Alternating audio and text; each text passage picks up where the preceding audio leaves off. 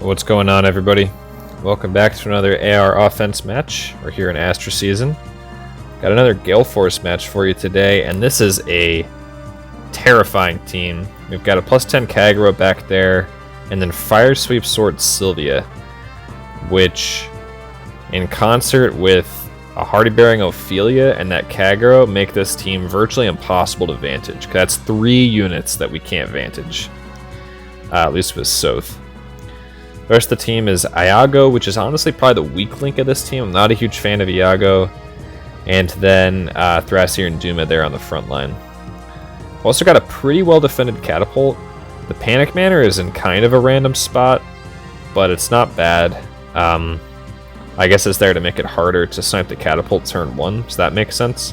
But still, kind of any ranged flyer could just fly up there and snipe the Catapult if I really needed someone to do that. I could have a verse to do it, for example, but in this case, we're actually going to let the Catapult kill the Bolt Tower, because I need a few extra turns to set up this play. If I didn't have the time, I could probably make this work by hitting Duma on the right side and sending Eliwood in that way, using the reciprocal aid trick with his upheaval. But we're not going to need to worry about that, because we do take out the Bolt Tower.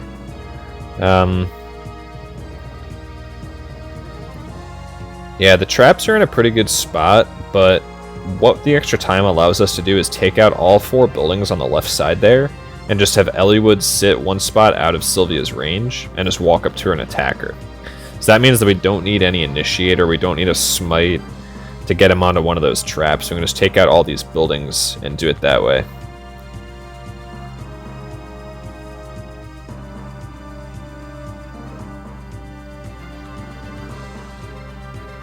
So we're going to go ahead and get that set up.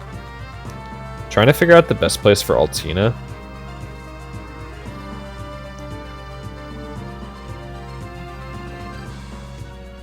So the tricky thing about Iago in a Galeforce setting is that his odd turn effect inflicts a guard, which is obviously disastrous for a Galeforce. For a Galeforce unit, like, we cannot take that guard effect. But we also need to avoid the sudden panic.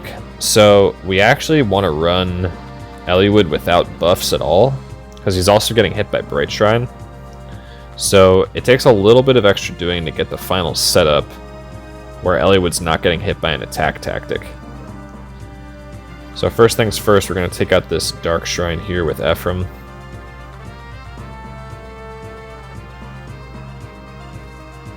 And now the path is completely clear on the left side for Eliwood to head up there next turn and hit Sylvia.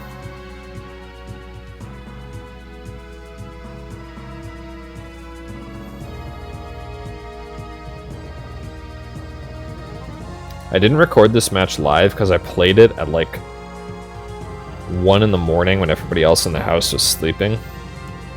We're staying with family right now, we're not at home. And so I didn't want to wake anybody up, but starting to talk in a random location in the house. So I was also really tired myself. I fell asleep at one point while I was playing this match, which is why there's so many cuts in the recording. But we still pulled it off. Yeah, this last shuffle here actually took me a little bit of time to figure out. I don't know if it was just because I was so sleepy or what, but yeah, we end up repoing Raphael back down here and putting Eliwood up. So now Eliwood isn't getting hit by any attack tactic, which is what we want.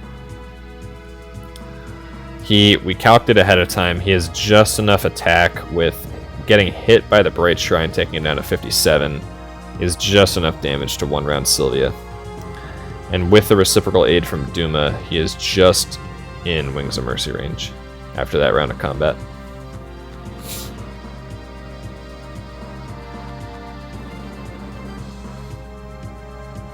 So Attack Smoke is going to come in pretty huge here, but Kagura has such high defense and has a lull. I mean, this is basically the same this is almost the exact same Kagura build that I run on my defense team, actually. That Altina cannot 1-round her, even if Altina's engaging, even with a buff, because the buff gets negated, which is pretty crazy, which is pretty wild. So we do get to splash the attack smoke onto everybody, though. Yeah, see, Raphael does nothing. It's really hard to find a use for Raphael when he's not in bonus season, as far as an attacking unit goes. He's still a really core member of the team, but he doesn't see a lot of combat these days. Fortunately, Eliwood does have enough power to take down Kagero, and then attack smoke allows Altina to just Galeforce off of Ophelia by 3. She wins the heavy blade check. I guess by 2, really, because if they're tied, she doesn't win it. And then so we're able to get the trap here onto Thrasier. And then the other piece of that setup earlier was that we needed to get Divine Fang onto Eliwood for this shot on Duma. So we couldn't have an attack buff on him, but we needed Divine Fang to be on him. So it's a good thing Naga's running defense tactic and not attack tactic. So otherwise we would have needed a different strategy. But we're able to get Divine Fang on him as well, dance him and send him in to take out Duma. And then the final piece of the puzzle here is the Wings of Mercy on Naga to smite Eliwood out of Iago's range. He's low enough that Iago might be able to take him out. He would be able to take him out if we left him in range. But because we can jump in there and smite him out of the way with Naga, we have Iago trapped. And that's how you play Galeforce, only one dancer. We don't have a dancer, but we don't need a dancer if we have the right positional skill there. And right there, the smite works out. Now, Iago does have a lot of HP, but fortunately we do have Legendary Eliwood at our disposal. And he'll be able to take out Iago. So we can pick up both Ethers this turn.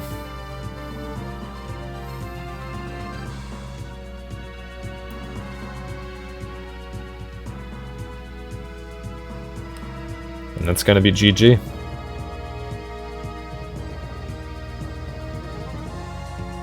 So a really scary looking defense team diffused with Galeforce.